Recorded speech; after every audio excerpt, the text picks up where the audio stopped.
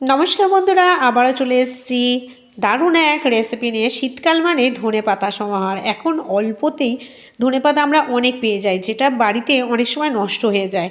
তরকারিতে আর কত দেওয়া যেতে পারে, অল্প একটু আর তো নয়। তাই আমি ভাবলাম আজকে ধনেপাতার চাটনিটা ঝটপট বানিয়ে নিই। সেই জন্য দেখো, ধনেপাতাগুলো আমি ভালো করে ধুয়ে নিয়েছি রসুন 4-5 কোয়া আর একটা বড় সাইজের কাঁচা লঙ্কা। কাঁচা লঙ্কাটা হালকা মাঝারি ঝাল হলেই সব থেকে ভালো হয়, কারণ অত্যাধিক যদি ঝাল হয় তাহলে আমার এই ধনেপাতা চাটনিটা ঝাল হয়ে গেলে বাচ্চাদের খেতে খুব অসুবিধা হবে। আর ধনেপাতা চাটনিটা একবার যদি তোমরা পাতাগুলো বেছে ভালো করে বেটে বানাতে পারো, তো শীতকালে গরম ভাত জাস্ট জমে যায়। আর এর সঙ্গে অ্যাড করতে হবে পাতিলেবু। তো তোমাদের যারা যারা মিক্সি গ্রাইন্ডার ব্যবহার করো, তারা মিক্সিতে এটা মিক্সড করে নিতে পারো। কিন্তু আমার তো জানো শিলনোড়া আমি ব্যবহার করি, তাই মেতে শিলনোড়াতে ভালো করে এটা আমি বেটে নেব আগে। তো দেখো, ধনে পাতাগুলো আমি আস্তে আস্তে এটা থেতো করে নিয়েছি, রসুনটাও করলাম। তো কাঁচা লঙ্কাটা আমি একটু অর্ধেক দিলাম, কারণ আমি এটা যখন মানে কড়াই দিয়ে এটাকে আমি ভালো করে এটাকে যখন আমি মিক্সড করব, তখন আরেকটু কাঁচা লঙ্কা দেবো। তাই আমি বাটার সময় একটু অল্প কাঁচা লঙ্কা অ্যাড করলাম, দিয়ে ভালো করে এটাকে আমি ঘষে আগে বেটে নেব। আর তোমরা যারা মিক্সিতে করবে তাদের তো কোনো ব্যাপার না, সব কিছু একসঙ্গে দিয়ে মিক্সিতে একেবারেই হয়ে যাবে। কিন্তু শিলনোড়ায় বাটতে আমার ভীষণ ভালো লাগে যে কোনো জিনিস, তাই আমি মিক্সি এটা অ্যাড না করে তাই আমি শিলনোড়াতেই এটা করে নিলাম আমি। তো এইভাবে একটু মিহি করে 2-3 বার করে বেটে নেব। আর যদি কেউ শিলনোড়ায় করতে চাও, তারা ভালোভাবে মনে রাখবে কিন্তু ভালোভাবে এটা পিষতে হবে। মানে যার উপরে রাগাচ্ছে তার কথা মাথায় রেখে একদম ভালো করে ধনে পাতাগুলো ঘষে ঘষে পিষতে হবে। তো আমার শিলটা তো নতুনই ছিল দেখতে পাচ্ছ, তো খুব জোর দিতে হয়নি। তো এইভাবে আমি 2-3 বার পিষতেই ঠিক ধনে পাতাটা এইরকম হয়ে গেছে। আর সারা বাড়িটা গন্ধে একেবারে মোমো করছিল ধনে পাতা।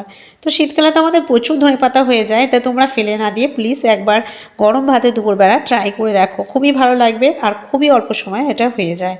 তো একবার তো আমার বাটা হয়ে গেছে, তো আমি আরেকবার এটাকে ভালো করে বেটে নেব, কারণ যেহেতু ধনে পাতাটা আমার অনেকটা, সেই জন্য আমাকে 2বার করে এটাকে বেটে নিতে হচ্ছে।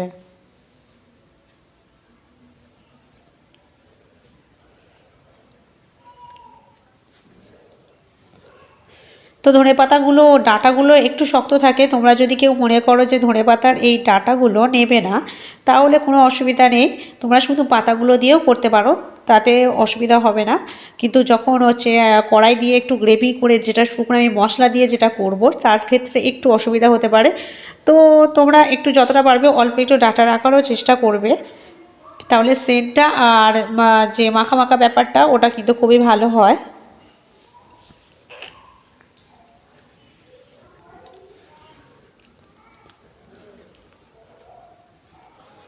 তো চলো দেখো, আমার শিলনোড়ায় আপাতত বাটা কমপ্লিট হয়ে আসবে, কারণ এইটা কয়েকটা বাটলেই আমার হয়ে যাবে।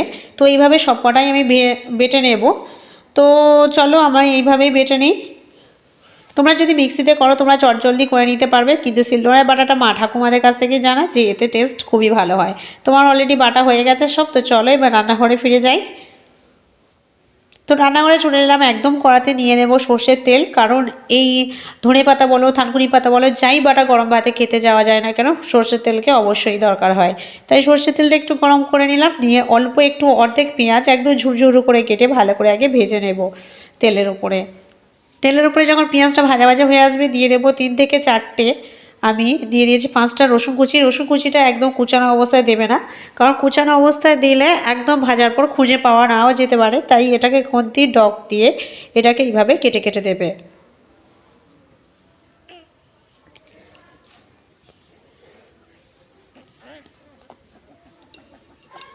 এটাকে কেটে কেটে দেওয়ার পর দিয়ে দেবো একটা গোটা বড় সাইজের কাঁচা লঙ্কা, সেটাকেও আমি এইভাবে কেটে কেটে দেবো খুন্তির সাহায্যে। অল্প করে ভাবে যখন তেলের মধ্যে দিয়ে দেবে, হালকা নরম হয়ে গেলে কাটলে কোনো অসুবিধাই হয় না। তো এগুলো সব একসঙ্গে ভালো করে আমি ভেজে নেব। যখন এগুলো ভাজা হয়ে আসবে, তখন আমি যে বেটে রাখা ধনেপাতা, রসুন আর কাঁচা লঙ্কাটা সেটা আমি পুরো এতে দিয়ে দেবো। দিলে একটা খুব সুন্দর গন্ধ বেরোবে, যেহেতু সব সর্ষের তেলের ওপরে বাটার ওপরে হচ্ছে। দিয়ে দেবো পরিমাণ মতো নুন, দিয়ে ভালো করে আমি রসটাকে শুকনো করার চেষ্টা করব। আর এতে একটা এমন জিনিস অ্যাড করব না, যেটা টেস্টটা সম্পূর্ণ আলাদাভাবে চেঞ্জ হয়ে যাবে, সেটা হলো পাতিলেবু। তো এতে পাতিলেবুর রস আর সর্ষের তেলটা যদি ঠিক পরিমাণ মতো আর নুনটা যদি থাকে তাহলে কিন্তু খেতে খুবই ভালো হয়। দিয়ে ভালো করে আমি অ্যাড করে নেবো। দেখো মানে এর রস অনেকটা শুকনো শুকনো হয়ে এসছে, একদম মাখা মাখা ভাব হয়ে এসছে। আর একটু আমি রসটা দেবো, কারণ ধনেপাতা সাধারণত হালকা একটু তিতো ভাব হয়, সেই তিতো ভাবটাকে আমাকে নর্মাল করতে গেলে তাহলে পাতিলেবু রসটা একটু ভালো দিতে হবে, শীতকাল যেহেতু খুবই ভালো লাগবে। তো হয়ে গেল ঝটপট। এরপর গরম ভাত খাওয়ার জন্য একদম ধনেপাতার চাটনি খাওয়ার জন্য গরম ভাতটা ঝটপট বেড়ে ফেলো আর ঝটপট চাটনিটা দিয়ে দাও সবার পাতে। তো হয়ে গেছে আমার একদম, এবার নেড়ে চেড়ে এটাকে নামিয়ে নেব।